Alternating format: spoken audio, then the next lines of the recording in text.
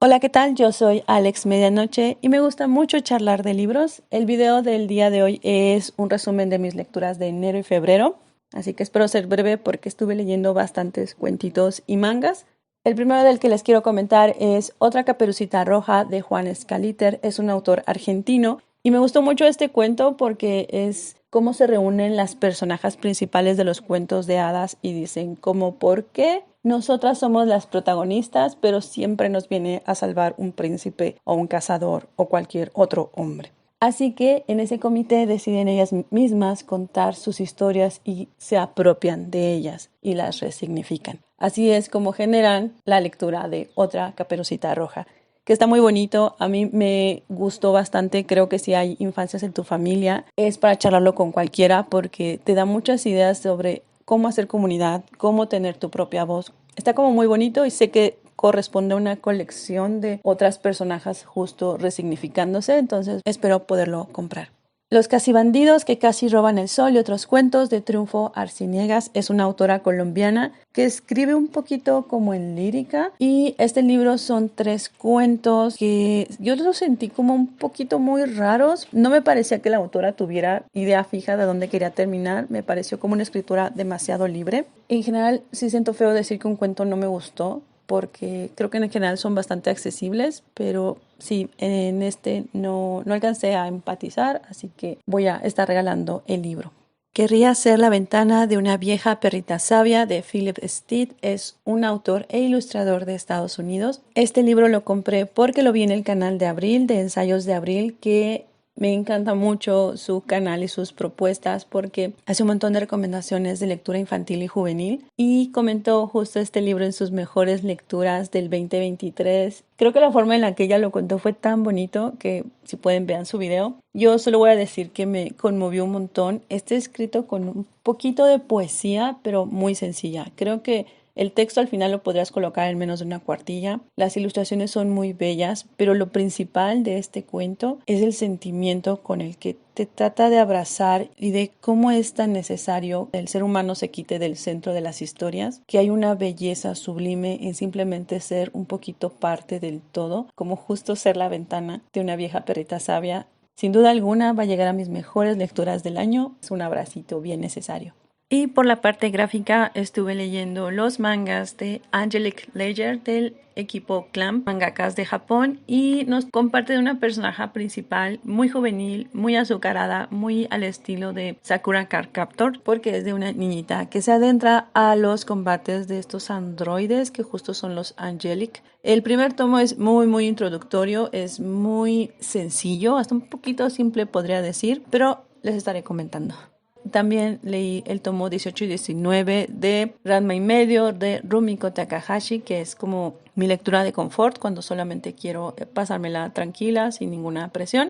Y les quiero contar que releí La breve pero significativa lucha de la niña ajolote de Carolina Castañeda. Es una autora mexicana. Esta es una novela gráfica que me parece bien necesaria. Me acuerdo que cuando la leí la primera vez me gustó bastante, pero esta segunda ocasión fue que me voló la cabeza muchísimo más porque habla de Ajo, que es una niñita a la que se le nombran por una especie de gorrito que le gusta utilizar, que justo tiene la forma de un ajolote, y de cómo comienza a vivir la adolescencia en que de pronto la sociedad le pide o le exige que tiene que rasurarse las piernitas, qué es lo que significa tener su periodo, cómo de pronto la violencia tan cotidiana del acoso la empieza a abordar y cómo toma la decisión de hacer comunidad y de señalar y de pronunciarse sobre lo que ella siente injusto y agresivo.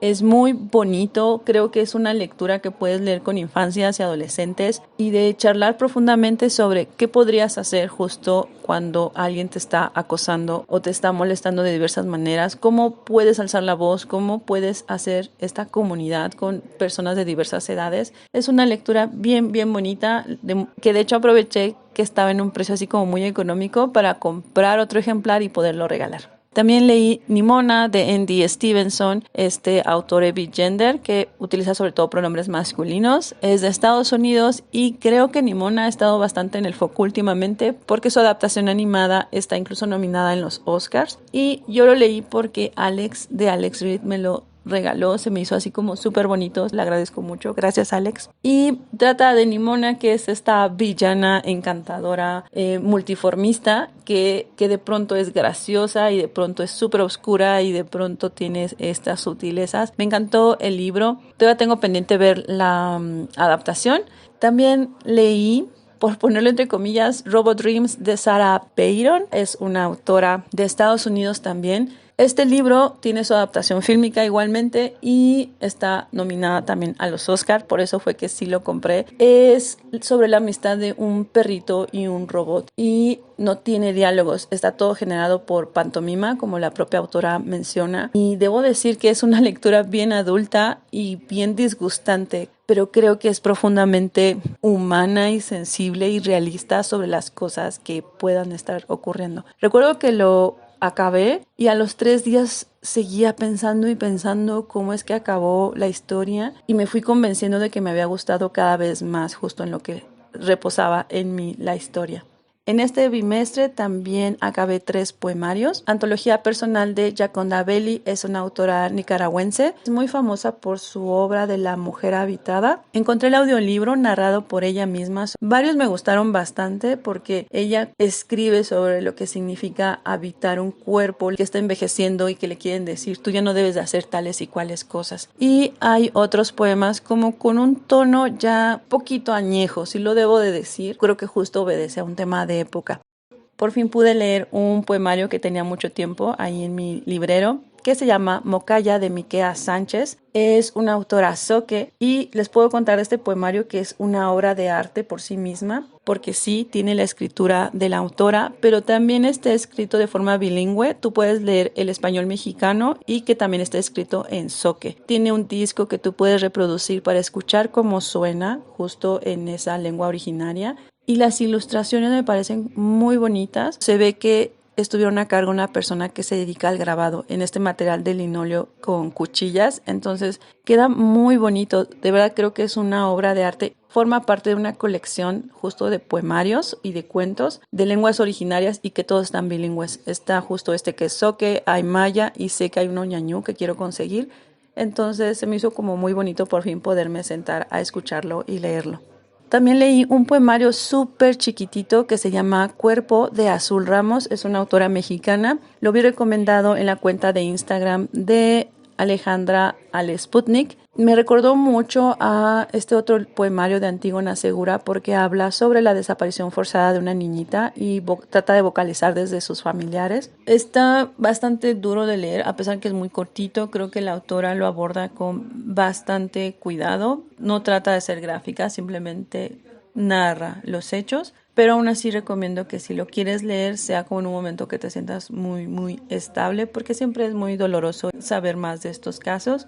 También en este bimestre terminé 3 libros de ciencia ficción que son La Fundación de Isaac Asimov, un autor de Estados Unidos con una gran fama que le precede. La Fundación nos cuenta de una ciencia como estadística, matemática, psicológica que nos puede ayudar a hacer predicciones muy reales sobre lo que va a suceder en el futuro y por qué la fundación va a ser creada. Fue una lectura bastante mixta para mí en experiencias. Creo que es muy robusta en su escritura, creo que los diálogos son bastante poderosos e interesantes. Creo que es un gran cimiento para construir justo una saga, pero a mí me pareció un poquito muy episoidal, así que no sentí como gran enganche con sus personajes y a lo mejor sí me esperaba como una creación de universo en el primer libro, pero pues esto no sucede. Todavía estoy sopesando bastante si voy a continuar con la saga. Se hizo en lectura conjunta con Elvis de Caverna Soledad, que es un gran entusiasta de Asimov. Entonces pues ya les estaré contando si me sumo o aquí me quedo. También leí Metro 2033 de Dmitry Glukhovsky, es un autor ruso, fue escrita a principios de los 2000 y nos narra de una distopía en la que hay un invierno nuclear espantoso desde hace como unos 15-20 años y la humanidad ha tenido que refugiarse en las estaciones del subterráneo, por eso es que el nombre de metro. Cada estación se conforma con sus propias organizaciones políticas, humanas, sociales y económicas. Gran planteamiento, creo que pudo ser mucho más interesante. Hay unas partes de diálogos bastante poderosos que ocurren en el primer 20% de la obra, pero después de ello se va diluyendo. El personaje principal hace un viaje sobre cada estación de la línea ferroviaria, el subterráneo pues, y aunque entiendo toda esta discusión filosófica que trató de abordar el autor, siento que se queda corto y que al ser su personaje muy plano, los personajes secundarios que decidió mantener en la obra son como todos con la misma voz. No se le ocurrió otra forma de organización humana. Solo hay 2 personajes femeninas y salen después del 75% del libro y son histéricas, son nefastas. Solo están ahí para hacer un contraste de miren qué espantosas son las mujeres. Un autor muy joven que es muy señoro. Después de 15, 20 años de que ha sucedido este holocausto nuclear, decide que de pronto ya hay pterodáctilos dinosauricos ahí sobrevolando las grandes ciudades destruidas. Entonces es muy gracioso porque si bien no tiene que ser necesariamente ciencia ficción dura, el autor es ruso, él sabe lo que ha sucedido en Chernóbil y mucho antes de que haya este tipo de metatransformaciones, primero hay un envenenamiento y una esterilidad de la vida, pero él prefiere narrar que no, ya estas monstruosidades pterodáctilas ya están abundando los cielos de los edificios, hay criaturas, hay tribus en un lapso muy corto de tiempo, por lo cual no es creíble. Entonces siento que fue él perdiendo mucha sustancia sobre lo que pudo haber sido una gran obra y pues es una pena, es la primera parte de una trilogía y yo aquí me bajo de este barco. Creo que sí fue una decepción bien grande la que me llevé aquí. El tercer mundo después del sol es de Rodrigo Bastidas, que es una persona que participa en el canal de Estereoscopio. Y este libro es una colección de cuentos de ciencia ficción latinoamericana. Tiene autores de Colombia, de Venezuela, de Uruguay, de Brasil, de Cuba, de Chile, de Argentina, de México. Es una gran muestra sobre lo que se está escribiendo en ciencia ficción en estas regiones y me pareció súper interesante. Creo que puedes empatizar mucho más con ciertos cuentos que con otros, ya sea por la pluma, por lo que te están contando, el tipo de voz que utilizan. Y yo sin duda me llevé en el bolsillo un montón de recomendaciones, autores que quiero seguir leyendo, ya sea este año o los siguientes. Y como toda colección de cuentos, sí recomiendo leer uno, dejar pasar una semana inclusive para poder leer otro, porque sí es importante refrescar el paladar, no solamente porque son autores distintos, sino son temáticas a veces completamente diversas. Otra relectura que pude hacer fue Chocolate Amargo de Mirjam Pressler, es una autora alemana. Esta novela es juvenil y nos cuenta de Eva, que es una adolescente que está tratando como de encontrarse en la vida. Ella habita un cuerpo gordo y es muy franca al mencionarlo. Este libro está escrito en los 80s, entonces me parece muy interesante que mucho antes de que siquiera tuviéramos estas discusiones sobre la diversidad de los cuerpos, yo encontrase esta novela justo en la secundaria y aborda cómo ella habita su cuerpo, cómo le disgusta, cómo esta relación tan conflictiva con la comida asociada con problemas emocionales, cómo quiere entablar ella sus relaciones amorosas o de amistad o familiares.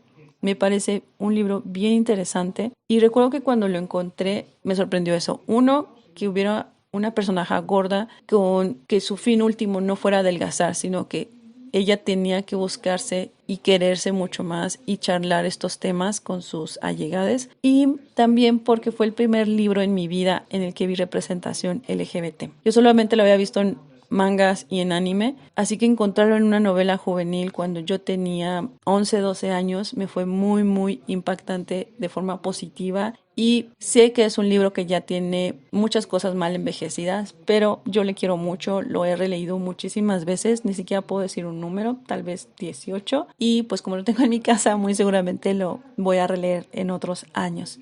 La vegetariana de Han Kang es una autora de Sur Corea. Es un libro que igual es súper famoso en el BookTube porque comenta de una chica que toma la decisión de dejar de comer carne y cómo enfrenta un montón de violencia que escala incluso hasta lo físico. Tiene un montón de crítica política y social sobre las decisiones, sobre el cuerpo, sobre qué es ser a veces una mujer en la que tu voz se ve nulificada en muchos aspectos, incluso en la forma en la que está narrada la propia novela. Creo que por esa parte tiene muchísimo valor la historia y lo comprendo. Sé que tiene varios premios, pero a mí me parece que está escrita un poquito muy como señoro, porque gratuitamente añade elementos que podrían ausentarse, como las famosas frases de los senos turgentes.